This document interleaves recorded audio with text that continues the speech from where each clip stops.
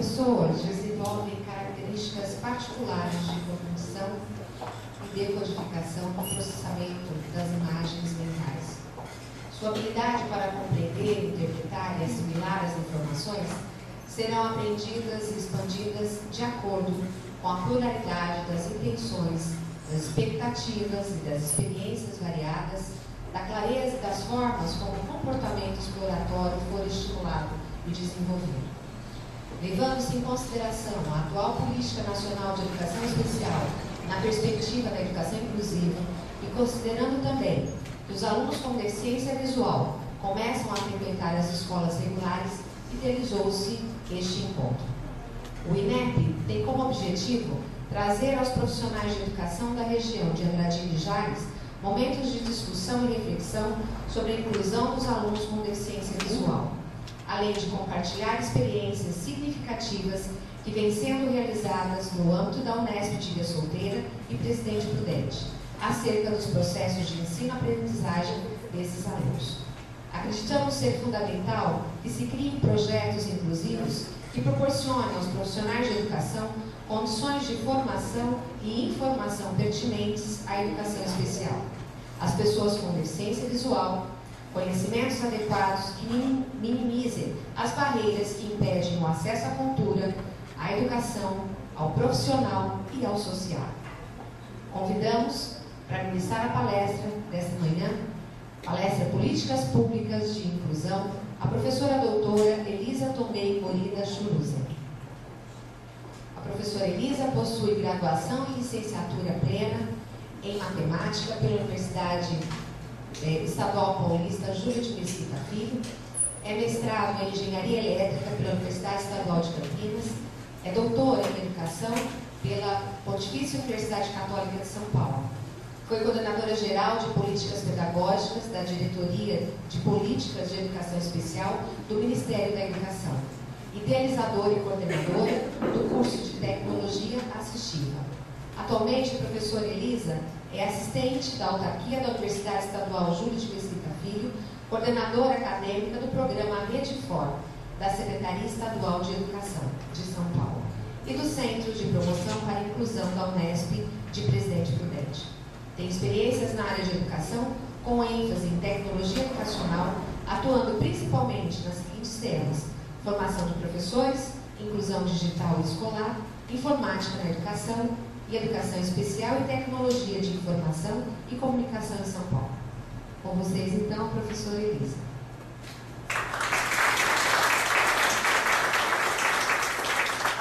Bom dia, gente. Acho que tem algumas pessoas que já viram falar sobre isso, mas tem algumas que ainda não viram. Então, vou tentar ser bem didática e podem me interromper ao longo do que eu vou falando. E se eu não me fizer muito clara, também vocês podem pedir para eu explicar melhor, tá bom? Bom, nós temos, então, uma política que foi se construindo ao longo, e eu vou falar um pouco dessa política, tá? Você pode ir para.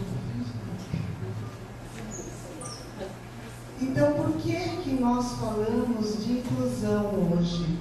Eu gostaria que vocês começassem a refletir por que só agora nós estamos falando de inclusão. Não é verdade, né? Nós estamos falando de inclusão há muito tempo. E ainda, porque o que a sociedade ela quer? Ela quer um padrão, né? Então, nos remete a pensar como são vistos, tratados aqueles que se diferenciam do padrão estabelecidos pela sociedade, tá? Quem são essas pessoas, né? São as pessoas idosas, obesas, pessoas com dificuldade de compreensão e as pessoas com deficiência, né? E que sentimento essas pessoas despertam na gente? Despertam vários sentimentos, né? Uma de pena, outra de preocupação, outra de rejeição. Então, cada um tem um sentimento. Mas eu, a partir do momento que eu decidi ser uma educadora, eu tenho que pensar nesse sentimento que eu tenho. Que sentimento, enquanto educadora, eu devo estar estimulando dentro de mim, né? Aí, assim, muitas vezes as pessoas me perguntam: Elisa, o que te levou a trabalhar com as pessoas com deficiência? Me levou a trabalhar com as pessoas com deficiência um aluno que veio me pedir para ensinar matemática, dar aula particular para ele. Ele tinha 18 anos e ele era totalmente independente, fazia tudo sozinho, morava sozinho e tinha paralisia cerebral. E na escola ele não ia bem. Só que na hora que eu começava, eu já era professora na Unesp e eu não pude trabalhar com ele diretamente. Então eu comecei a pedir para uma aluna minha, uma orientanda minha, dar aula particular para ele na minha sala, que eu queria observar quais eram as dificuldades. E aí eu comecei a perceber que a sociedade não tratava ele do jeito que ele merecia, e principalmente a escola. Muito mais do que a sociedade, a escola, porque ela queria provar para ele que ele não era capaz. Então, esse sentimento de preocupação, de pesquisadora, que me levou, que me moveu a buscar determinadas coisas. Então, nós vivemos num mundo cada vez mais intolerante, né? Com as diferenças. Vocês lembram de um menino que, há um tempo atrás, lá no Rio, foi lá e matou 12 colegas na escola, certo? Aí todo mundo fala que ele era problemático, que a família dele era problemática, que o problema era dele. Mas, quando foram ver a história, qual era o problema? Ele se sentia rejeitado, ele sofria bullying. E os coordenadores, os professores, vendo isso, achavam que o problema estava com o menino, não estava na escola, e nem com os companheiros deles, e muito menos com a professora que estava atuando como coordenadora pedagógica. Então, nós temos que repensar nessa sociedade. O que levou aquele menino? Ele não tinha nenhum diagnóstico clínico, mas ele tinha necessidades, desejos, problemas. Então, às vezes, eu lido com várias pessoas com deficiência física, visual, intelectual, auditiva. E aí, eu aprendo a cada dia com essas pessoas. Então, se eu chegar ali achando que eu vou só dar e não receber, eu já estou perdendo. Tá? Então, a gente tem que pensar numa sociedade mais tolerante, numa sociedade que valoriza as outras pessoas. Tá? Então, as pessoas com deficiências ainda estão segregadas dentro da nossa sociedade. Não adianta a gente falar que existe realmente inclusão. Vou contar a história de uma criança que é filha de uma amiga minha. E desde quando ele começou a andar, a falar, nós começamos a perceber que ele tinha alguma dificuldade. E aí, ele começou a ir para a escolinha e tal, tudo normal, maravilhoso. Quando saiu um diagnóstico clínico que ele tinha autismo, a escola chamou os pais e disse: olha, vocês vão ter que procurar uma escolinha para ele agora, porque a nossa escola não dá conta dele. Até que não se tinha um diagnóstico, a escola aceitava essa criança e ele estava sendo atendido normalmente. Estava indo para a escola. Quando saiu esse diagnóstico, a escola falou: espera aí, eu não tenho. Então, que escola é essa? Que sociedade é essa que nós estamos construindo? Tá? Então, para que falamos de inclusão? Porque para que as nossas crianças não sejam que nem nós. Porque nós fomos educados numa sociedade de exclusão. Eu falo nós porque eu sou mais velha, vocês não, vocês ainda têm esperança. Né? Então, assim, eu, Elisa, eu gosto de contar essa história porque eu acho que é muito importante. Quando eu comecei a ir para a escola, eu era considerada muito burra, porque eu tinha uma deficiência intelectual muito grande, né?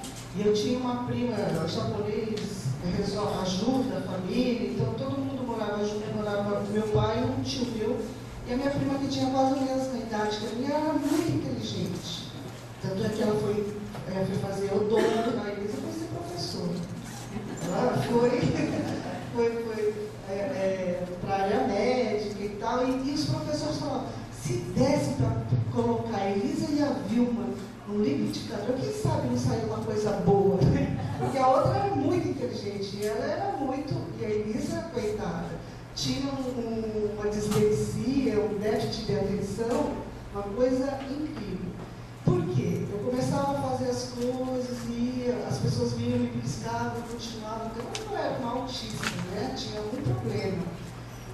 E aí eles foram, eu cresci nesse meio, achando que eu não era muita coisa, que não ia dar em nada quase, né? E aí um dentista, eu ia no meu dentista, olha que coincidência. Acordava 5 horas da manhã para ser tratada. E ele dizia para mim assim, mas você tem os seus valores, você é uma pessoa. E foi ele que me mostrou que eu era alguém importante, que mesmo que a sociedade, a escola dava aquele rótulo para mim, que eu tinha os meus valores, e eu comecei a acreditar em mim, comecei a falar, não, eu tenho que ser assim. Aí um dia eu fui assistir uma palestra de um psicólogo e fiz a mesma expressão que a Selma está fazendo para mim.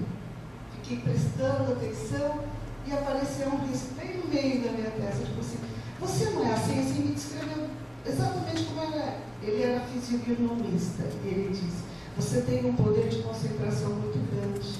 Então você se dispersa. O mundo pode acabar lá fora, mas quando você está concentrada, você... E aí eu fui acreditando em mim e hoje tenho o currículo que a Selma falou para vocês. Então, a sociedade, ela podia ter acabado. A sociedade, a minha família, a escola, podia ter acabado. Podia não ter sido nada, certo? Mas eu acho que a gente tem que rever esse processo. A escola tem que mostrar para a criança o seu potencial. Cada um tem um potencial. E eu sempre falo que quando eu convivi com essas pessoas, eu, como uma boa japonesa, eu não sabia expressar o meu sentimento, eu não sabia abraçar, não sabia beijar. Com eles eu aprendi a dizer eu te amo, aprendi a abraçar, aprendi a beijar. Então, a sociedade também ganha com eles. Nós ganhamos com eles. E nós temos que rever isso. Porque se a escola permanecer cognitiva e trabalhar só o intelecto, as crianças com deficiência intelectual nunca serão incluídas. Então, nós temos que pensar no que Maria Cândida Moraes fala, que a gente precisa de uma formação totalizadora, afetiva, porque nós vamos aprender com eles, emocional, política, social e cognitiva. Então, nós temos 5 meios, 5 aprendizagens importantes ali. E nós só ficamos em uma. Então, nós temos que rever isso. Tá? Bom, então, feito essa explanação, né, eu acho que a gente podia começar a falar das fases que a inclusão das pessoas com deficiência passou. Tá? A primeira fase dela foi a exclusão, que foi por volta do século XX. Né? As pessoas com deficiência, elas eram consideradas indignas de educação escolar. Ficavam confinadas no lar ou instituições como asilos, sanatórios. Quem assistiu o Corcunda de Notre Dame? Né? Era bem aquilo mesmo. Ou ia para uma igreja. E uma vez, a minha filha, hoje ela tem 19 anos, ela era pequenininha, quando eu comecei o meu doutorado. E nós estávamos assistindo o Corcunda de Notre Dame, aí eu virei para ela e falei assim, nossa, mas ele é feio, né, filha? Ela falou assim, não, ele é lindo, ele cuida dos passarinhos. E foi aí que eu falei assim, nossa, como eu estou errada, como ela está me ensinando o que é a beleza, né? É o que está aqui dentro. E que pena que trancaram ele, porque ele poderia ensinar tantas pessoas, né? Então é isso, foi nesse período de exclusão, essas pessoas ficavam confinadas, fechadas e eram escondidas. Depois passou para a fase de segregação, tá? Já no século 20, por volta da década de 50, começa a se considerar a necessidade de uma escola para essas pessoas, tá? Porém, com atendimento especial, material especial, professor especial. Então, foram se criando o Instituto o IBC, né? Instituto Benjamin Constant, o INES, tá? As APAES. Então, essas foram as escolas que foram criadas para atender. E foi muito importante para a história, porque nesse momento foi percebido que essas pessoas, elas eram capazes. Tá o Éder aí de prova viva, né, Éder? Que são capazes e dão de 10 a 0 em qualquer pessoa que não tenha a mesma dificuldade. A gente pode perder a visão, nós podemos perder a audição, nós podemos ter um déficit de atenção, mas nós podemos ser bons em determinadas coisas. E que é isso que a escola, esse é o papel da escola, de descobrir qual é a competência. E essas escolas, elas mostraram, essas pessoas têm potencial e podem sim aprender, né? Então surgem essas escolas e mais tarde as classes especiais dentro da escola. Então tinha classes em que você pegava as crianças com deficiência intelectual, colocava numa sala isolada. Eu participei depois, na próxima palestra, lá na mesa redonda, eu vou mostrar. Nós participamos de um trabalho com uma classe especial. A classe ficava no porão da escola, escondida no meio dos entulhos. As crianças com deficiência intelectual. Então, assim, por quê? Quando eu criei o meu centro, que eu vou mostrar para vocês, eles queriam que o meu centro ficasse escondido, ou no cantinho da universidade, ou no fundo da universidade. E aí ficaram me chamando, olha, você não pode querer colocar o seu centro na Avenida Paulista da Unesp de Presidente Prudente, você tem que colocar o seu centro lá. Eu falei, mas gente, onde vocês querem que eu coloque o meu centro é uma ribanceira. Imagine uma pessoa com cadeira de rodas chegando lá. Não, mas nós vamos pedir para o ônibus parar ali, e você vai conseguir, não sei o quê. Eu falei, olha, então tudo bem, gente, vocês decidam onde vocês quiserem que eu coloque. Só que antes de vocês decidirem, por favor, desça no ponto de ônibus, pega uma cadeira de rodas e vão até onde vocês querem que eu coloque o meu centro. Se para vocês estiver bom, para mim também está perfeito, porque eu e Elisa chego com o meu carrinho, estaciono lá na frente e vou lá tranquilamente em qualquer lugar bem. Só que eu estou pensando nessas pessoas. Passou um tempo, está na Avenida Paulista da Unesp de Presidente Prudente. Então, assim, não é para esconder essas pessoas. E aí, nas classes especiais, acontecia isso muitas vezes, né? Então, o sistema educacional cria dois subsistemas, aparentemente com os mesmos objetivos: formar o cidadão para a vida em sociedade e no trabalho. Educação comum e educação especial. Então, classe especial isolada e educação comum ali onde ficava todo mundo, né? Para esse momento, podemos dizer que as escolas especiais foi revolucionário, oferecendo ensino para quem sequer o tinha como direito. Então, nós não podemos negar que essa fase foi muito importante para a gente, tá? Não estou falando que a educação especial ou a classe especial foi uma coisa ruim, mas era um pensamento ruim, né? A ideia foi boa, mas a concepção é que não ainda tinha deixado a desejar. Aí chegou o momento de integração. Vamos integrar essas crianças na escola, né? Então, perto da década de 70, inicia-se uma mudança filosófica. As escolas comuns passam a aceitar as crianças ou adolescentes com deficiências na classe comum. Então, nós vamos colocar essas crianças, desde que conseguissem se adaptar à escola comum. Então, a criança é que tinha que se adaptar àquela escola. A escola não precisava de fazer nada. Aí, nós passamos por um período, nós fomos ver, eles colocavam as crianças no canto da sala, no outro canto, e a criança ficava lá. Aí um dia eles me chamaram e falaram assim, essa menina surda, ela é agressiva. Um dia ela pegou a cadeira e começou a atacar a cadeira por todos os cantos da sala. Aí eu falei assim, gente, mas pensa bem, se você fica 4 horas sentadinha, olhando para uma pessoa falando, você não entende nada e ninguém conversa com você. Eu ia surtar também. Aí tem uma professora que em setembro, os alunos me contam, que chega em setembro, ela está fazendo a chamada, aí ela fala, tal aluno é evadido. Os alunos falam assim, professora, ela não é evadida, ela vem todos os dias na escola. Só que ela é surda e muda, ela senta ali e mostrar a aluna para a professora. Então, era a fase de integração, mas pelo menos ela estava junto com os outros. Certo? Então, foi uma fase importante também. Tá? E aí, começou-se o problema. Os professores começaram a se sentir incomodados, grandes pesquisadores começaram a criticar essa forma de trabalhar com as crianças, né? De colocar na sala, e ninguém dava apoio. Mas, mesmo assim, muitas pessoas sobreviveram. E hoje são grandes, conseguiram estudar, chegar onde chegaram.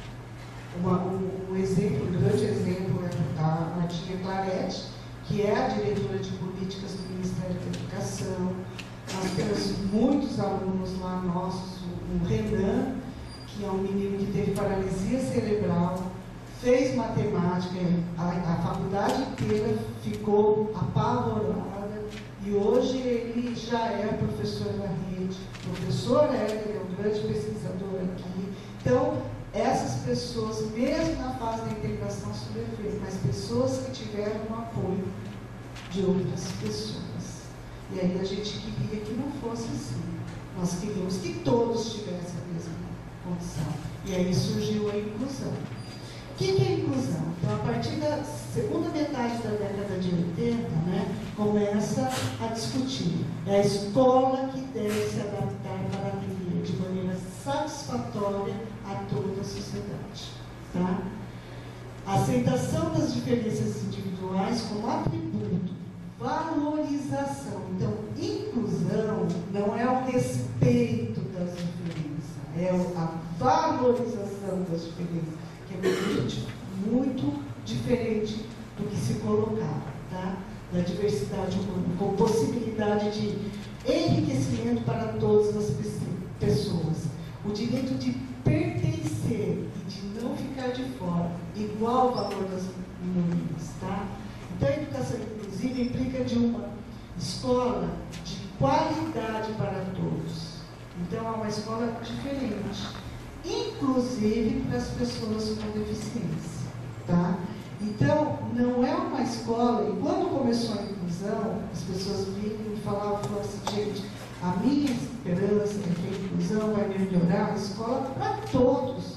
Não, porque as pessoas com deficiência, elas vão começar a incomodar realmente como aconteceu. Eu tive que rever todo o meu processo de ensino para poder atingir a todos, para poder chegar em todos os meus alunos. E como é que eu faria isso? Tá? Bom, qual é o texto base da inclusão, né? O acesso de alunos com deficiência às escolas e classes comuns da rede regular, tá? Isso foi dito pela Procuradoria Federal dos Direitos do Cidadão, em setembro de 2004. Então, a inclusão, ela começou a fazer com que vários setores se pronunciassem, tá? E aí, na Constituição Federal de 88, ela fala, ó, direito de todos à educação, pleno desenvolvimento da pessoa, se preparo para o exercício da cidadania e sua qualificação para o trabalho, tá? Então, nós tivemos, quando eu estava lá na diretoria, lá no MEC, nós tivemos um movimento das pessoas que não escutam, né? e dos alunos da PAI. Eles falam assim, mas eu quero uma escola para surdos, eu quero uma instituição especializada para as pessoas com deficiência intelectual. Vocês do MEC não estão nos entendendo, né? Aí nós falamos assim, nós também queremos isso, nós não queremos, eu acho que o INES, o IBC, as APAIs, elas têm uma grande contribuição para a sociedade educacional. Elas vão ser referência para a gente e elas podem atuar como atendimento educacional especializado, porque eles são especialistas. Eles podem nos ajudar. Os professores da classe comum não estão preparados para isso. Nós podemos fazer uma articulação do nosso trabalho entre a PAI, INES, IBC e classe comum para fazer um bom trabalho por essas crianças. Qual que é a nossa visão? São eles que estão ali na ponta. Então, se nós ficarmos querendo dividir o que é meu, o que é seu, o que é... não dá certo. Nós temos que dizer o que é que nós podemos fazer enquanto a PAI, o que nós podemos fazer enquanto INES, enquanto IBC, enquanto escola comum, para fazermos o melhor por essas crianças. Porque eu quero graduá-las. Ela quer ser médica. Aí ela vai eu quero ser um engenheiro. Eu vou trabalhar, ninguém vai saber conversar comigo, eu não escuto. Se as pessoas não souberem se comunicar comigo, como é que eu vou trabalhar? Então, nós queremos que todos tenham acesso, sim, mas que a sociedade também aprenda a se comunicar com essas pessoas. Que a sociedade aprenda a conviver com essas pessoas e aprenda a aprender com essas pessoas.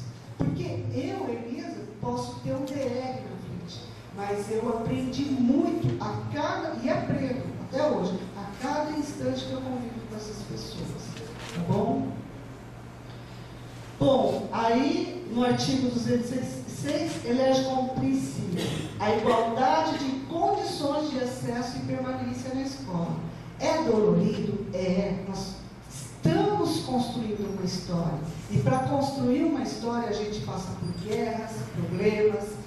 E as pessoas que estão participando dessas histórias, que vão ter esse enfrentamento, professores, alunos, professores especializados, nós vamos passar por dificuldades, sim. Mas qual é o problema? Se eu quero uma sociedade, uma escola mais justa, uma escola melhor. Então, nós temos que rever, sim. Tá? No artigo 208, né?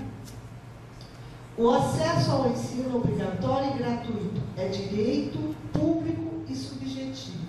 Então, eu tenho que rever todas as escolas municipais, federais, estaduais. Nós temos que rever. Não dá para continuar do jeito que está, certo? Então, no Brasil é obrigatório o ensino fundamental de 9 anos. Então, todas as crianças de 0 a 18 anos têm o direito de ir para o ensino primário, para a classe comum, tá? E assim, vocês hoje vocês podem ver vídeos de pessoas, não sei se vocês viram o vídeo de uma moça, ela chama Jéssica. Vocês já viram? Tocando o céu, como que é tocando o céu com os pés? Ela é pilota de avião e dirige com os pés. Certo?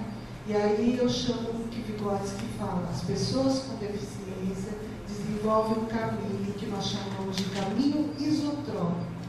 Ela pode desenvolver algumas coisas, né, que ela pode fazer sem um membro, por exemplo, ou mesmo que as pessoas que têm membro.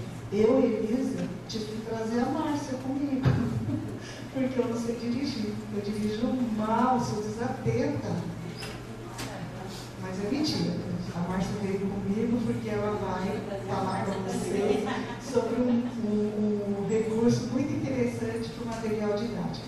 Então, mas eu tive que pedir para ela dirigir, porque eu não dirijo na estrada. Eu sou muito barbeira.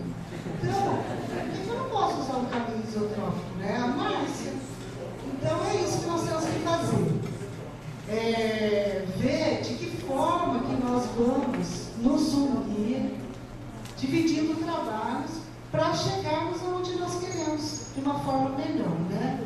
E no artigo 218, inciso 3, atendimento à educação educacional especializada aos portadores de deficiência. Pois exatamente como está, não se usa mais a palavra portadores, tá? Preferencialmente na rede regular de ensino. Esse artigo causou muita quando se coloca que o atendimento tem que ser preferencialmente na rede regular. Aí se entendeu que o aluno tinha que estar preferencialmente na rede regular, mas se não tivesse, ele podia ir para um atendimento, para uma escola especializada. Não é uma escola especializada, é um atendimento especializado. Então existe uma diferença muito grande. A escola especializada, ela vai tirar a pessoa da classe comum e vai para uma escola e ela vai se graduar. Aí todo mundo quer bater na mão do outro, porque ela fala, a escola especializada, ela não gradua, ela ensina, mas não gradua a pessoa para ela chegar no trabalho. Então, essa é a grande diferença. O atendimento educacional, que é o que vai dar o suporte para o ensino comum, é que é preferencialmente na escola, para que o aluno não tenha que sair da escola. Mas o atendimento educacional especializado, ele pode ser fora da escola. Mas a escola especial não deve ficar tirando o aluno da escola comum, da classe comum. Tá? Então, preferencialmente, refere-se ao atendimento especializado, que é diferente do ensino regular, escolar. É complementar ou suplementar, mas não substitui o ensino comum. Então, o atendimento especializado é um apoio. Pensa no marido alemão. Pensa no alemão vindo para cá. Então, ele não vai poder estudar mais? Vai. Ele vai para a escola comum, vai aprender. Só que no contraturno, ele vai para uma escola de alemão que vai ensinar ele a traduzir aquilo para o português. Concorda comigo? A pessoa que não escuta, ela vai para a classe comum. Eu que escuto vou ter que aprender a me comunicar com ela, todo mundo vai aprender a conviver, mas a hora que, à tarde, no contraturno, ele vai aprender Libras, ele vai aprender língua portuguesa de uma forma diferenciada, porque para ele é muito diferente, né? A Libras, ela tem uma estrutura diferente da língua portuguesa. Então é isso, o contraturno vai ser complementar ou suplementar, mas não vai substituir a escola, porque todos têm o direito de ir para a escola, tá? Então, a LDB, ela fala, o atendimento educacional especializado será feito em classes, escolas ou serviços especializados. A PAI, INES, IBC, nós temos eu acho assim, que é fundamental para a gente, porque essas instituições têm profissionais muito bons que podem nos ajudar sim, tá? Será feito em classes, escolas, serviços especializados, sempre que em função das condições específicas dos alunos. Se não for possível, a sua integração nas classes comuns de ensino regular. O que acontece? Então, o atendimento será nessas escolas especializadas. Ou poderá ter o AEE dentro da escola, tá? E nós temos que colocar, gente, eu sempre falo, e eu fui para uma banca nessa semana, uma pessoa que eu acho maravilhosa, que é a Rosângela Pinto, e ela estuda as políticas. E ela fala assim, Elisa, em que momento está escrito que a criança se desenvolveu mais aqui, ou ali, ou acolá? Em nenhum lugar está escrito. Certo? Agora, o que nós acreditamos? Eu acredito que eu quero que os meus filhos convivam com as pessoas com deficiência. Que os meus alunos, os meus orientandos convivam com essas pessoas. Por quê? Porque nós vamos conseguir aquilo que nós almejamos. Pessoas mais solidárias, pessoas que têm a capacidade de olhar para o outro, pessoas que veem diversas formas, a diversidade humana, as diversas formas da gente aprender. Então, é isso que eu acredito. Então, é por isso que nós temos que lutar para que essas crianças estejam, porque elas também têm a capacidade de aprender e de ensinar. Tá? Bom, aí então a interpretação errônea, né? Houve um bom período que seria uma substituição do ensino regular pelo especial, confronta-se com a Constituição, né? Porque o ensino fundamental ele é obrigatório. Então, se ele é obrigatório, todas as escolas públicas têm que dar condições para que essas pessoas participem dessa escola, né? Toda a legislação ordinária tem que estar em conformidade com a Constituição Federal. Tá? Bom, aí a LDB refere-se à educação especial e não ao atendimento educacional especializado. Aí houve um erro, porque na LDB ela está preferencialmente na escola comum e ela não se refere ao atendimento educacional. E aí houve essa confusão de interpretação, tá? Mas o que está certo é o que está na Constituição, todo mundo tem direito, tá? Então, o que a LDB fala não é sinônimo do que a Constituição fala, tá? Se os legisladores quisessem se referir à educação especial da Constituição Federal, teriam repetido essa expressão, o que constava na emenda constitucional de 1969. Então, olha como essa história é longa, está quase na época que eu nasci. Né? Então, assim, houve esse erro, mas aí a política ela tentou consertar isso. Né? Então, para que não se torne inconstitucional, o termo educação especial constante na LDB deve ser entendido como serviços de apoio especializado. Então, não é educação especial, porque educação especial se vê como substituto da classe comum, e sim como serviço de apoio especializado. Tá? E a modalidade que perpassa como complemento ou suplemento todas as etapas e níveis de ensino. Então, põe isso na cabeça. Serviço especializado ele é um complemento e um suplemento. Tá? Por que complemento? Por quê? A pessoa que me escuta, ela precisa de ir para a aula de livros, certo? E a pessoa que tem altas habilidades, ela precisa de um suplemento.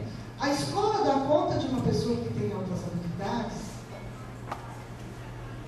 certo? Eu tenho um aluno que está aí agora no nosso centro, ele é filho de uma professora lá do curso de Geografia. Diz que ele foi para a 7ª série e ele tem altas habilidades em matemática. Ele fez toda a apostila de matemática daquele período. Chegou na escola, o professor falou, apaga tudo, eu não mandei você fazer isso. Né? E aí, o que acontece? Ela deveria ter ficado feliz, mas não. Então, assim, ele precisa de um suplemento, porque ele chegou na sala, aquilo que ela estava falando para ele ele já tinha feito com os pés nas costas. Então, eu sempre falo, a escola ela vai dar conta de cuidar de um superdotado em música, um superdotado em matemática, um superdotado em física? Não. Ela precisa de um suplemento, ela tem que procurar um centro, né? Um centro de música especializado que vai trabalhar esse dom que esse aluno tem. O centro especializado tem um projeto que é chamado Decolar, onde pega alunos para trabalhar com física, matemática. Então, isso é um suplemento, tá? Então, o atendimento educacional especializado, ele vai ser um complemento ou um suplemento, dependendo da dificuldade ou da habilidade que a pessoa tem, tá? O Estatuto da Criança e do Adolescente. Obrigação do poder público em estabelecer políticas visando a inserção de crianças e adolescentes excluídos do ensino fundamental e obrigatório. Tá? Então, o poder público, ele tem que cuidar disso. A Unesp lá, não sei se aqui já foi autuado, foi, Éder? sobre a acessibilidade das pessoas com deficiência? Durante os anos aí, eu participei de reunião da congregação onde esse assunto está sendo discutido. Eu creio que será implementado em ações muito próximas. Então, de acessibilidade física e outras aí. Lá, o promotor lá do UNDC, da infância e da adolescência, né, da juventude, ele foi lá e processou a gente. E nós estamos tendo que ajeitar o Unesp como um todo. Então, assim, é obrigação pública de dar acesso a todos. Tá? Diretrizes nacionais para a educação especial na educação básica. Tá? Então, aí o MEC fez uma diretriz, tá? O atendimento educacional especializado pode ocorrer em sala de recursos, ou sala de recursos multifuncionais, itinerâncias, professores e intérprete, atendimento hospitalar e domiciliar. Tá? Se for dentro da escola, né? Em setembro de 2001, né, a resolução do Conselho Nacional de Educação, no SEB número 2, né, os sistemas de ensino devem matricular todos os alunos, cabendo às escolas organizar-se para o atendimento aos educandos com necessidades educacionais especiais, assegurando as condições necessárias para uma educação de qualidade para todos. Então, isso daí está na resolução, gente, do Conselho Nacional. E quem é que tem o direito de chegar para uma criança como o Daniel, que eu falei para vocês, e falar para ele, olha, agora que ele tem autismo, eu não posso mais ficar com ele aqui. Eu posso processar essa escola e ela vai ter que pagar caro por isso. Tá? Bom, é crime com pena de reclusão, recusar, procrastinar, cancelar ou fazer cessar matrícula sem justa causa. Está vendo? Então, ninguém tem o direito de negar qualquer coisa para uma pessoa só porque ela tem uma deficiência. Tá? Pode continuar. Então, como ficam as instituições especializadas? Né? As que mantêm escola especial, elas têm que rever esse atendimento, uma vez que até há um tempo atrás ela era substitutiva ao ensino comum, né? A pessoa que ia para a PAI, ou para o RIS, ou para o IPC, ou para a CD, ela não vai para a escola comum, tá? E olha, eu falo que eu fiz a minha pesquisa na CD. Gente, é um trabalho maravilhoso, muito lindo mesmo. Foi lá onde eu aprendi a trabalhar com essas crianças, fazer um trabalho pedagógico interessante. Aí eu tenho até um depoimento de um aluno que ele fala: eu achava que por ser deficiente eu não sabia fazer coisas com qualidade. Hoje eu sei, depois do trabalho que nós fizemos com ele, hoje eu sei que não é por eu ser deficiente que eu posso fazer coisas com muita qualidade, textos, figuras. Aí ele conta isso pra gente. Aí ele saiu da CD, porque a CD vai até a quarta série, considerada hoje o nosso quinto ano, e foi para a escola estadual. Não deu um ano, o menino desistiu da escola. Então é isso, gente. Nós temos um papel muito importante de ir lá para a escola e ajudar esses professores, fazer uma itinerância. Dá um apoio para esses professores, porque eles têm dificuldade, tá? E como ficam as instituições? Há a possibilidade de manterem as salas de recursos, né? A CD, o IRIS pode manter uma sala de recursos, um atendimento educacional especializado complementar na escola, formar professores da rede regular de ensino, dar apoio a esses professores, porque esse profissional, ele tem uma experiência, uma bagagem que vai nos ajudar muito, tá? Pode ir para frente. E aí, o MEC em 2011, em 2008, ele lança um decreto, tá? Que é o 5671. Só que esse decreto foi revogado no ano passado, tá? Por políticos que têm filhos com deficiência e eles para eles, mesmo sendo médico, sendo jogador, sendo não sei o quê, eles acham que entendem de educação. E aí eles acham que tem que ter escola especializada e tem que tirar as crianças da escola comum. Mas saiu a nota técnica que diz, gente, não vamos retroceder. Vamos continuar mantendo essas crianças na escola comum e fazer um trabalho de parceria, um trabalho conjunto entre escola especializada, escola comum, para que essa criança tenha o duplo acesso. Porque o decreto de 2008, ele dá isso, ele dá um duplo fundamento. Então vamos ler lá. A garantia de sistema educacional inclusivo em todos os níveis, sem discriminação com base na igualdade de oportunidades. Oferta de educação especial, preferencialmente na rede regular de ensino. Começou a se montar sala de recursos multifuncionais dentro da escola.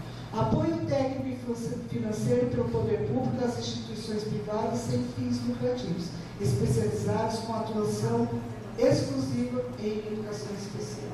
Tá? Aí ele fala que o poder público ele estimula o acesso ao atendimento de forma complementar e suplementar, assegurando dupla matrícula.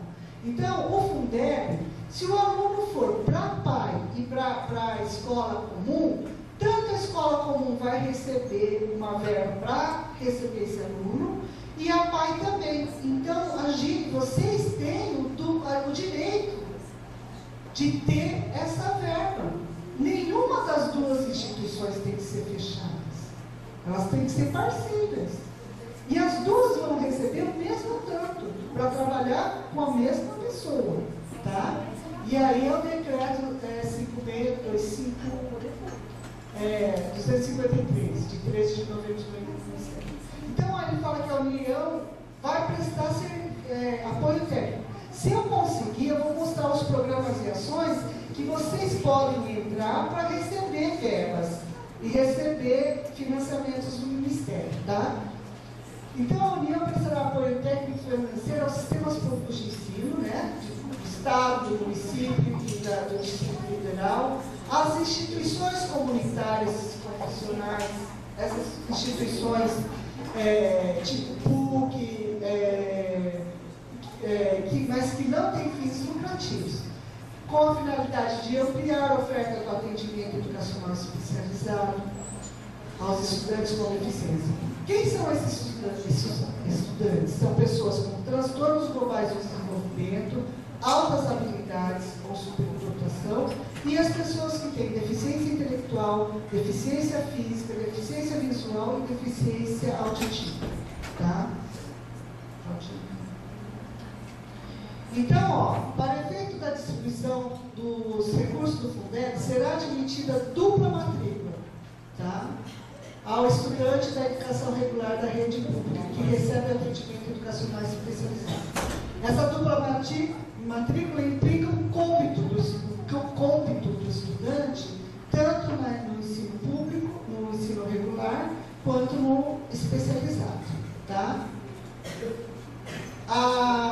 As pessoas, né, as instituições do atendimento especializado poderá ser oferecida pelos sistemas públicos de ensino, né, ou por escolas que eram consideradas escolas especializadas.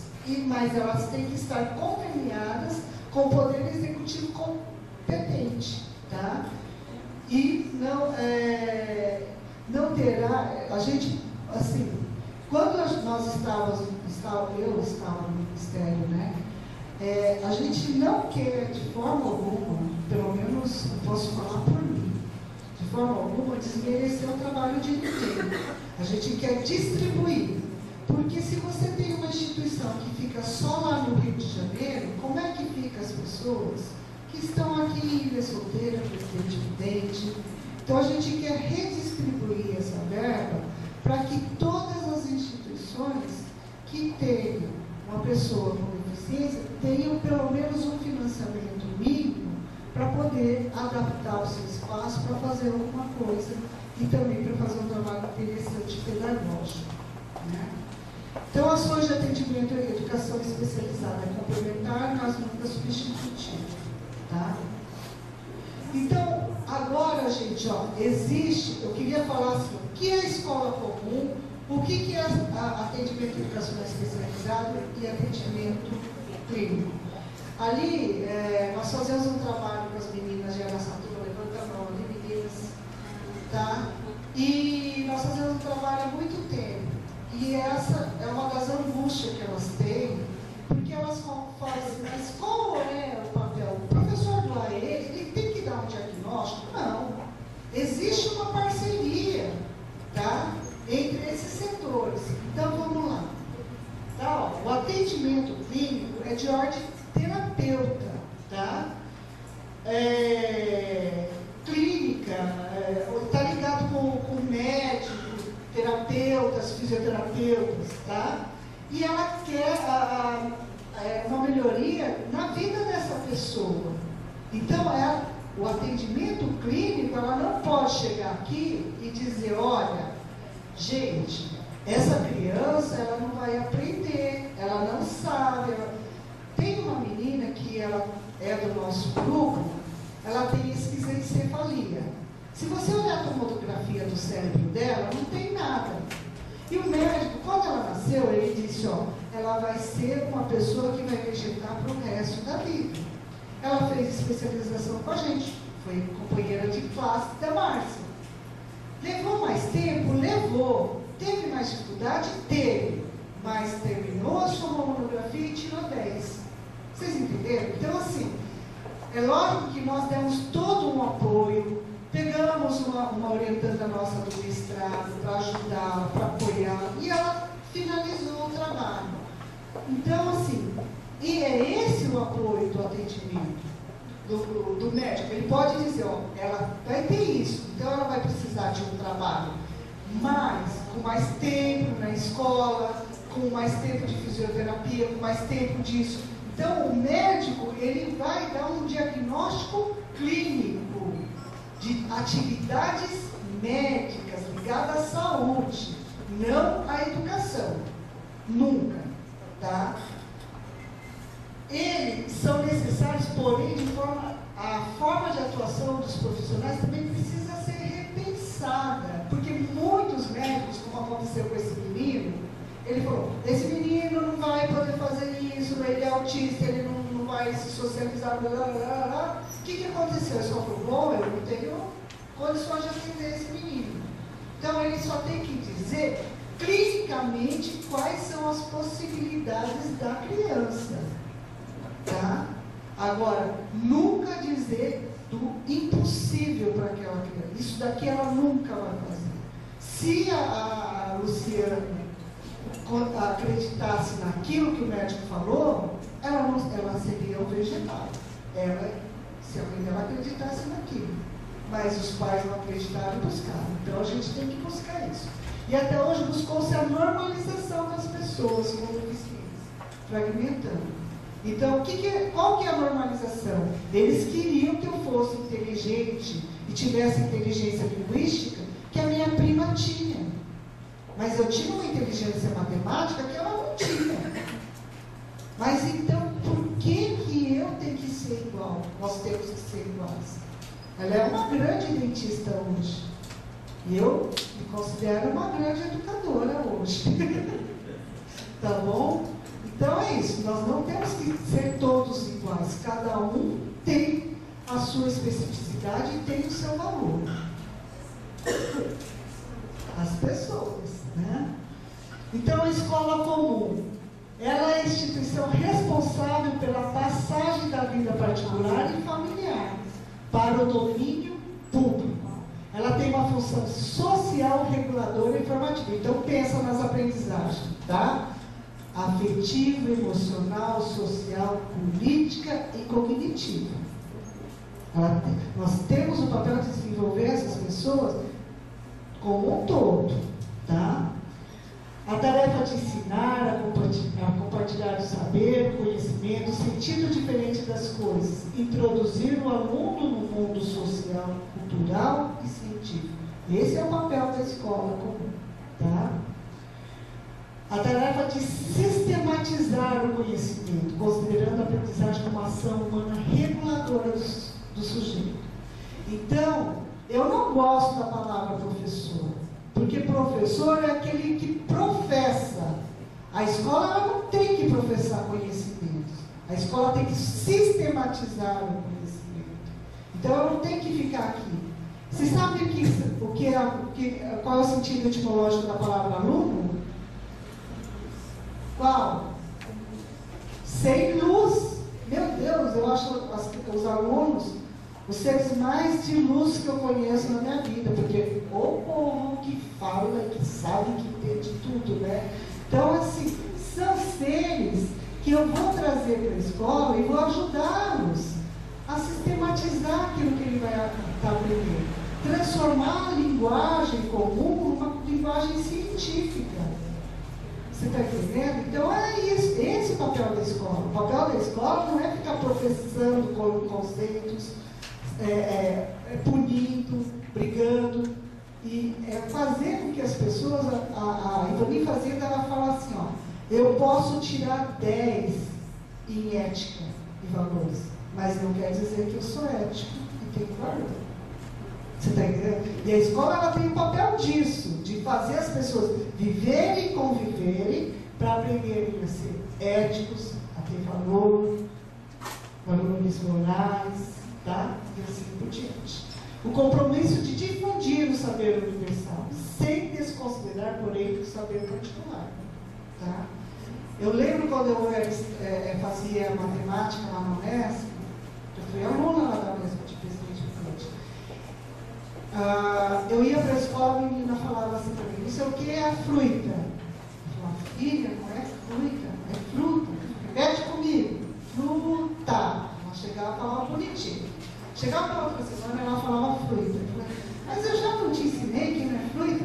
Professora, eu não sei mais o que eu faço. Eu falo fruta aqui, você fica brava comigo. Eu vou para casa, eu falo fruta, todo mundo dá risada. A senhora me diz quem está certo, quem está errado. E aí a linguagem popular da sua casa é fruta, mas a forma correta de se falar é fruta.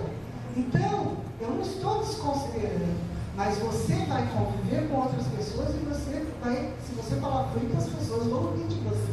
Então, é isso que a gente viu. Ela trouxe o saber, ela sabia o que era fruta, né? Mas nós podemos sistematizar essa linguagem, tá? Aprender a ação humana, individual, heterogênea, regulada pelo sujeito da aprendizagem. Quando eu começo a trabalhar, eu pergunto para cada aluno meu, o que é que você faz de melhor e como você aprende? Aí eu falo, eu aprendo vendo, aprendo lendo, aprendo não sei o quê, aprendo discutindo. E aí, a aprendizagem, gente, ela é individual, tá? E o ensino, ele é coletivo. Então, o professor, ele tem que saber a trabalhar esses dois movimentos. Em que momento eu tenho que respeitar a aprendizagem heterogênea individual de cada aluno e também tenho que falar no coletivo. E como é que eu vou fazer isso? É um ato coletivo de oferecer condições de acessar o conhecimento e ampliar. Tá? Então, vou dar só um exemplo como é que a gente faz isso. Né? Vamos supor que eu vou... se você pensar na aprendizagem, se você pensar em Maturana, ela vem da autoconhece, tá? Da autoconstrução. Não é uma transmissão de informações, é uma construção do conhecimento. Tá? Então, quando eu vou trabalhar, por exemplo, com... hoje eu estava falando para nós que uma professora de português fez um trabalho interessantíssimo. Ela falou para os alunos, olha, ela precisava de ensinar diferentes formas de escrita para aqueles alunos. Aí ela foi, qual foi o tema daquela escola? Das crianças que estão abandonadas pelos pais. Aí ela levou as crianças para conhecer o Alberto, para entrevistar as crianças, para discutir isso. Pediu para as crianças, para eles pesquisarem na internet, por que os pais abandonam. Depois disso, ela pediu para esses alunos produzirem um PowerPoint daquilo que cada um pesquisou e descobriu. Aí cada um pesquisou e descobriu. Depois ela pediu para cada um fazer um relatório. Aí ela foi mostrando as diferentes formas de escrita. Pediu para eles construírem uma história, uma narrativa. E ela foi ensinando as formas de aprender a escrever, a ler, os erros. E aí ela ia regulando. Olha, teve erro ortográfico aqui, né? Uma narrativa melhor, você tem que falar, começar desse jeito. Vocês entenderam? Um objetivo tem que começar com um verbo. E ela foi ensinando. E isso é respeitar a aprendizagem do aluno, certo? E regulando o que ele precisava aprender na disciplina dela. E ela conseguiu contemplar com todos os conteúdos programáticos sem ter que usar uma apostila que vai ficar falando de oração subordinada, oração não sei o quê, narrativa, mas o aluno não vai viver nenhum desse processo.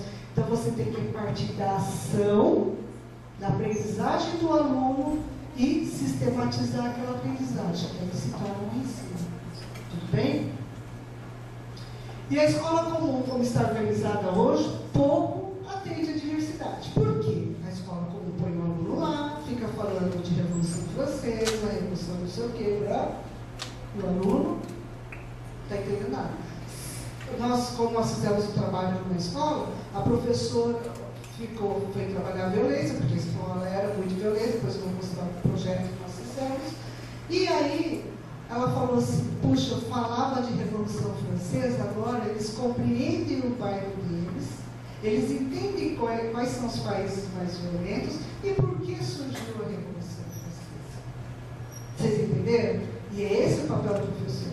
Ele parte da vida do aluno e ele vai construindo o conhecimento com o aluno. Ele não vai profetizando o conhecimento, tá? Então, estabelecer aprendizagens compartilhadas e cooperativas, porque aí você vai tornar o seu aluno ético, ter os valores morais, trabalhar tudo isso. Metodologias que privilegiam o aprender a aprender, desafiantes. Não aquele aprender que eu vou dar uma apostila e vou pedir para ele repetir o que eu quero que ele faça. Tá? Avaliação formativa, voltada para a reorganização da ação educativa. Eu lembro que uma aluna minha da pedagogia, pode ir, eu falei assim, ó, pensa numa música, faz um cenário agora com essa música, dei um software para ele. Ela ficou 1 hora plantada na frente da tela. Eu falei assim, professor, eu não sei o que fazer. Eu estava no curso, no último ano de pedagogia. Como não? Você está no último ano, nunca me deram uma tela em branco para fazer alguma coisa, só deram uma tela cheia para eu ler o que tinha. Então é isso. O que nós queremos? Alguém que crie, que seja o ser que atua, um ser que recebe. Tá? Então é isso que nós falamos. Então qual é a diferença do currículo da escola comum e da sala especial que existe hoje? Tá? Para subsidiar a escola comum, assumindo o mesmo compromisso dessa escola, né? A escola especial foi criada, para substituir, mas não é isso. Tá? Dada a sua composição, agrupamentos por deficiência, ela tem um número menor de alunos, currículos de ensino adaptados e enfrentou o impossível de substituir a escola comum. Vou contar uma história para vocês.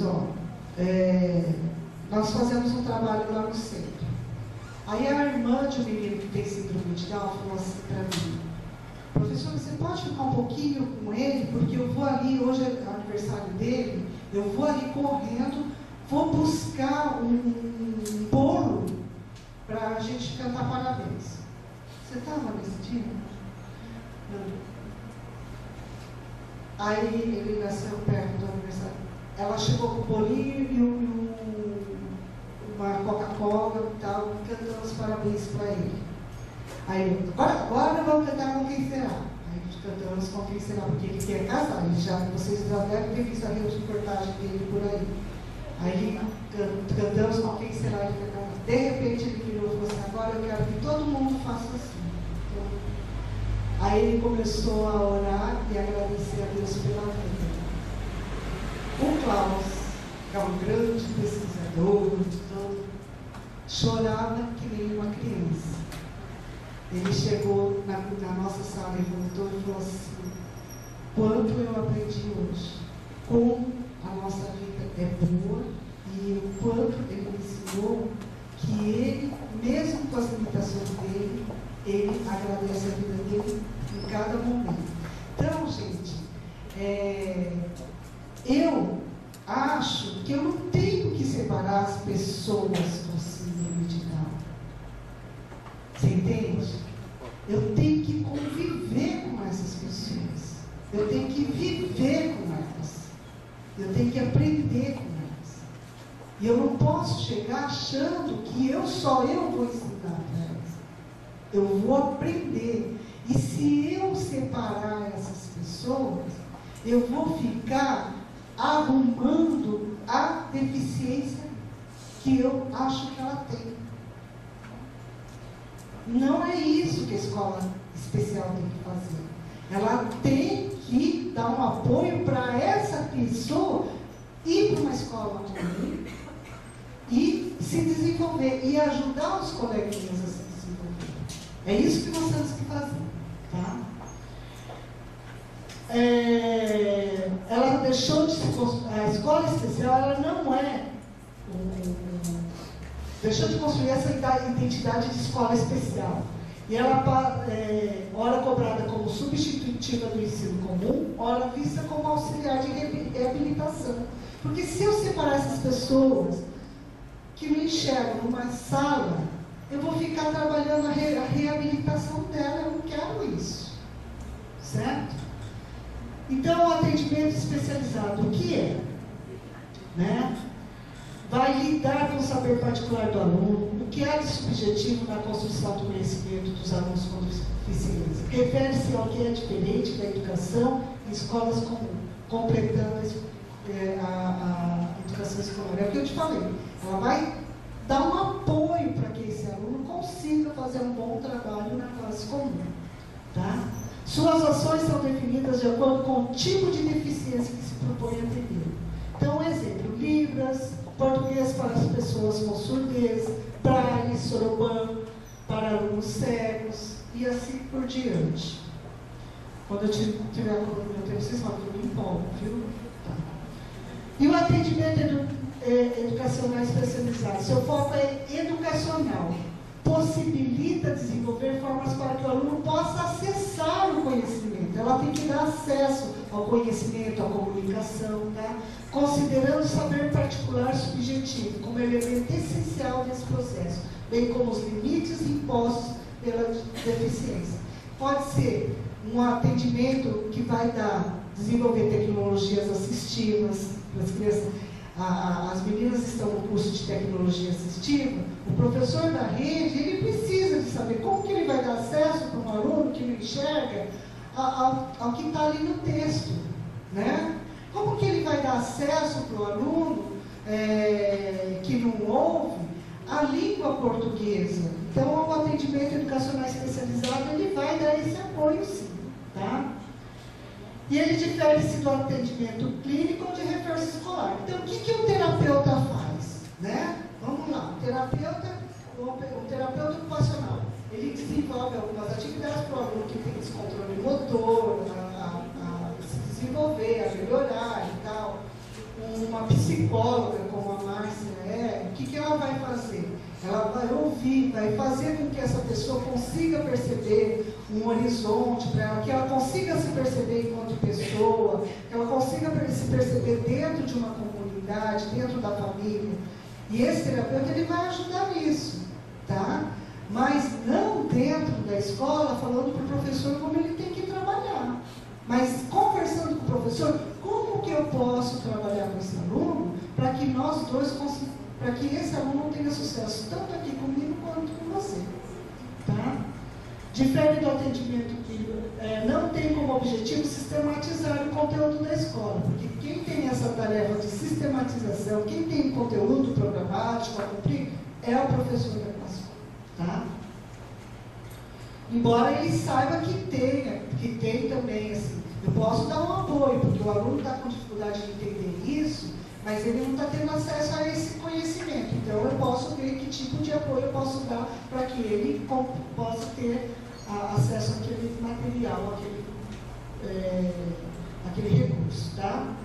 É complementar a escola, organizar-se no período oposto, busca meios para superar as barreiras impostas pela deficiência em relação ao conhecimento, está ligada a cada área de deficiência, é realizado por professor graduado com especialização. Ó, toda pessoa que vai para uma AE, ela é uma especialista. Pode ser que ele não tenha o título de especialista, mas a vivência que ele teve já o tornou, porque a prática muitas vezes é mais importante do que aquele título de especialista, certo? Mas o que a comunidade educacional exige? Que se tenha uma especialização. Depois eu vou mostrar que existem muitos cursos de especialização que vocês podem fazer e ganhar esse título, tá? Por favor, eu vou pedir para a Dani ler isso aqui. Eu vou falar sobre organizações. Dá tempo? Então, ó, eu vou tentar falar para vocês o que tem nos programas de ações, tá? Do MEC. Então, ó, o MEC, ele trabalha em todas essas áreas, ó. A inclusão, que é na classe comum, o AEE, que é o atendimento educacional especializado, e busca acessibilidade. Então, ele tem essa característica, esse bolo que ela quer resolver, tá? O que o MEC quer resolver. Então, a educação especial, ela não fica em nenhum nível de ensino. Ela é transversal, ela passa por todos os níveis, tá?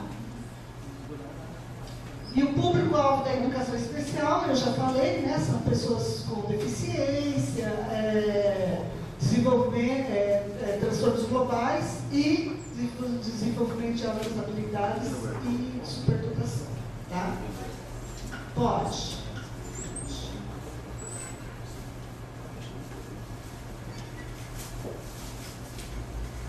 Aí, então, pensando ali, ó, na inclusão, no AEE e acessibilidade, o que o MEC está fazendo? Então, ela faz formação, ele distribui equipamentos e ele desenvolve, faz parcerias para pensar na acessibilidade das pessoas com deficiência e também atua diretamente no atendimento educacional especializado para que as pessoas consigam ser incluídas, tá? Então, ó, qual é o programa de implantação das salas de recursos multifuncionais, tá? Ele tem o objetivo de disponibilizar, né, para os sistemas públicos de ensino, equipamentos mobiliários, materiais pedagógicos de acessibilidade, para apoiar a ampliação da oferta do atendimento. Então, e como que eu acesso isso? Você acessa pelo PAR e pelo Sintec. Então, se eu sou de uma escola, eu posso ir na minha diretoria e falar, eu quero ter uma sala de recursos multifuncionais. O MEC já distribuiu mais de 37 mil salas multifuncionais, tá? Mas eles não vão lá na escola e oferecem. A escola, ela tem que solicitar. Então, e aí ela dá todos esses materiais. Só que a escola, ela tem que ter um espaço físico, porque eu sei de muita escola que recebe, no começo a MEC ia dando. Agora ela espera a escola solicitar, e a escola, elas recebiam e deixavam esses materiais guardados, que é uma pena, que nós temos essa sala lá na universidade, e esses materiais são muito bons. Tá? Então, tem dois tipos de sala. Do tipo 1, tem recursos de acessibilidade, recursos didático-pedagógicos e mobiliários. A sala tipo 2 tem tudo isso e mais recursos de acessibilidade para as pessoas que não enxergam. Tá? Reglete, lupa e assim por diante. Pode ir. Aí, então, ó, tem aquele programa, né? Que distribui salas de recursos. Então, isso dá para equipar a escola. Depois tem o programa Escola Acessível, tá? Nesse programa, o MEC ele quer apoiar a adequação de prédios escolares de acessibilidade. Eu já visitei muita escola que o MEC pagou para pôr elevador, rampas. Então dá para pedir isso, tá? Com vista a promover o acesso das pessoas com deficiência ou mobilidade reduzida aos espaços educacionais. E aí também você pode acessar pelo CINEC ou pelo PDE Escola, tá? E aí, como que é o PDE Escola? A própria escola ela faz um diagnóstico do que a escola precisa e ela coloca no PDE. Aí a diretoria solicita o que precisa para aquela escola, tá? Depois, nesse programa, né, tem os dados que até 2010 já foram 16.885 escolas atendidas. Que eu estava até no ano passado lá no MEC, 28% das escolas já tinham sido atendidas. Então, as escolas aqui da região, elas podem pedir mobiliários e acessibilidade na escola, tá? Aí, programa de formação continuada de professores de educação especial, tá? Então, qual é o objetivo? Apoiar o sistema de ensino na formação continuada de professores por meio de oferta de cursos de aperfeiçoamento e especialização. Então, tem cursos de especialização, tá? Nas áreas do atendimento educacionais especializados, práticas educacionais inclusivas e parcerias com instituições públicas superiores, que nem a Unesp de Presidente Prudente dá um curso de tecnologias assistivas, nível de aperfeiçoamento, para que os professores consigam trabalhar com os alunos com deficiência na sala comum, tá? E você pode acessar pelo PAR, pela plataforma Freire.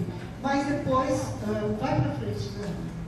Aqui fala quantas pessoas já foram atendidas, eu acho que vou pular tudo isso, né? Tem o Renafor, que é uma formação semipresencial. O outro, né, que é feito com a Universidade Aberta do Brasil, é totalmente à distância, tá? E aí, agora dá um fluxo sintético de como que a escola ela vai se programar para colocar os seus professores nos cursos, tá? A escola, ela elabora um plano de formação, isso no início do ano. Depois, os estados e municípios, né, as diretorias, elas validam o plano de formação da escola.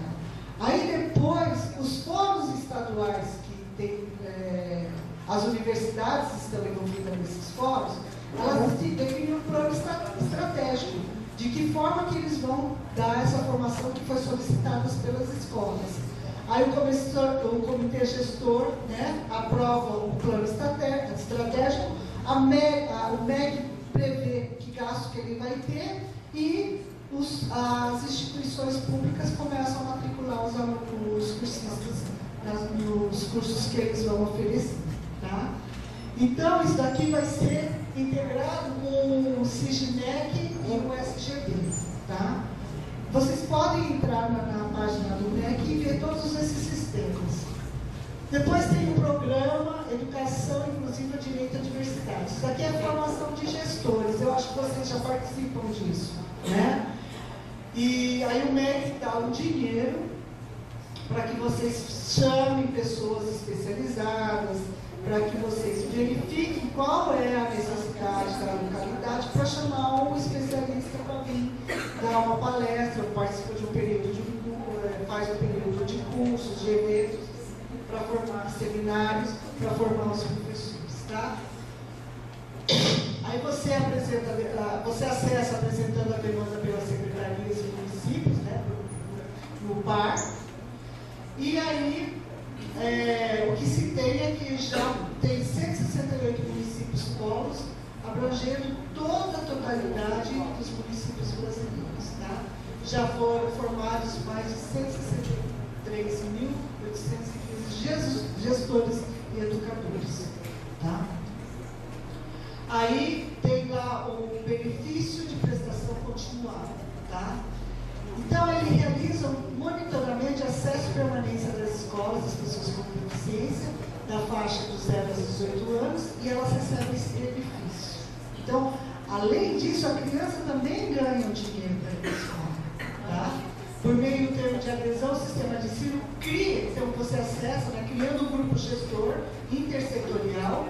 Nesse grupo gestor tem que ter uma pessoa da saúde, pessoas da saúde, da educação, dos direitos humanos e da assistência social. E aí esse grupo gestor verifica quais são os alunos que precisam dessa verba, aí solicita para o MEC, né? E o MEC dá essa verba para o aluno. Tá? Depois tem o programa Incluir. Esse programa é por meio de edital, né? E ele dá verba para que as instituições do ensino superior façam um plano de inclusão, um núcleo de inclusão para as pessoas com deficiência. Então, olha, veja, ela atende todos os níveis, tá? Já tem mais de 197 projetos atendidos, a Unesp já ganhou a Unesp de Marília. Então, se por exemplo, aqui em Ilha Sorteira, vocês quiserem, vocês podem ficar de olho nesses editais do MEC. Quando sair, vocês mandam um plano que vocês gostariam de montar um núcleo de inclusão. O dinheiro vem diretamente para a universidade e vocês fazem toda a gestão dessa verba para fazer isso daí. Tá? E tem o projeto ProESP que eu tenho. Eu ganhei, eu vou falar para vocês, porque eu não gosto de falar em termos de dinheiro, mas eu vou falar. Eu ganhei R$411 mil para dar bolsa de mestrado e doutorado para os meus alunos e dinheiro para eles participarem de congressos, de coisas.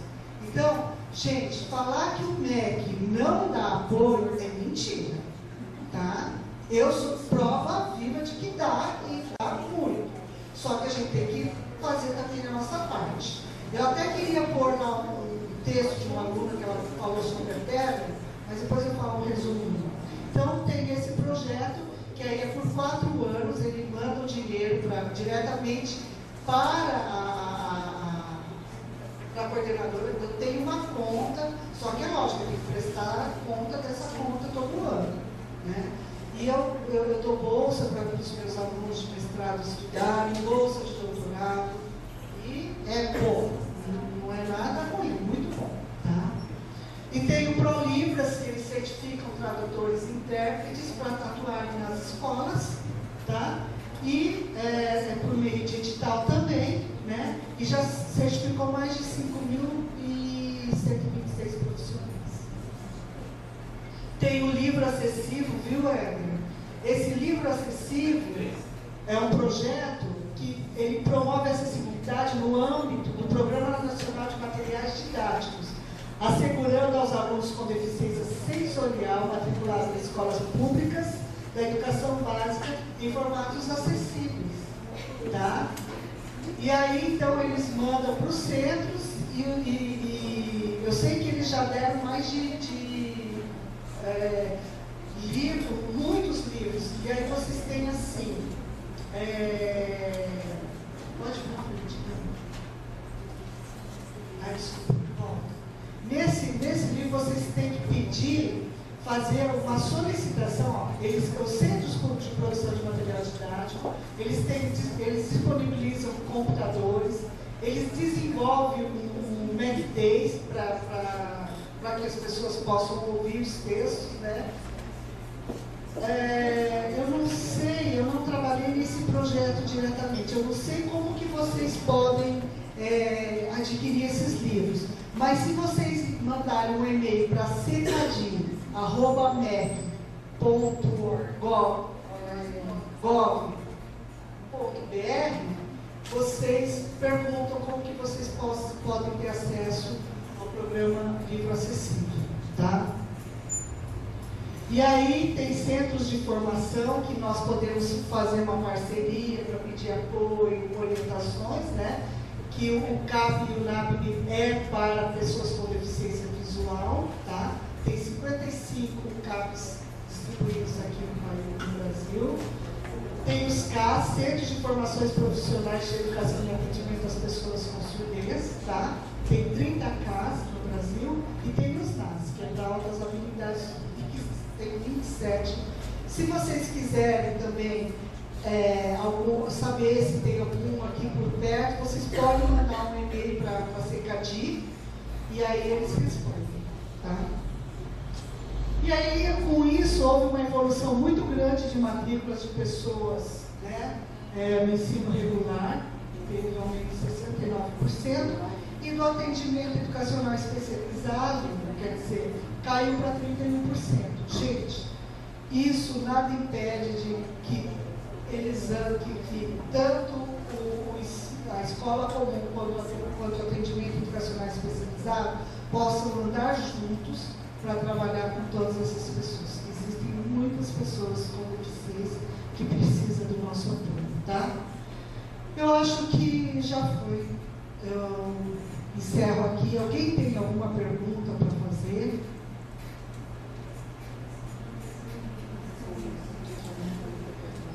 A Dani vai pôr o meu e-mail, porque se vocês quiserem alguma orientação, alguma ajuda, vocês podem procurar, ou me procurar, ou procurar a Dani, e o que nós pudermos fazer, a gente, depois, na mesa redonda, nós vamos falar dos projetos que nós temos e que vocês podem também trabalhar diretamente com a gente, nosso documento, tá bom? Muito obrigada pelo convite, obrigada, Hélio, obrigada por vocês estarem aqui assistindo, tá bom?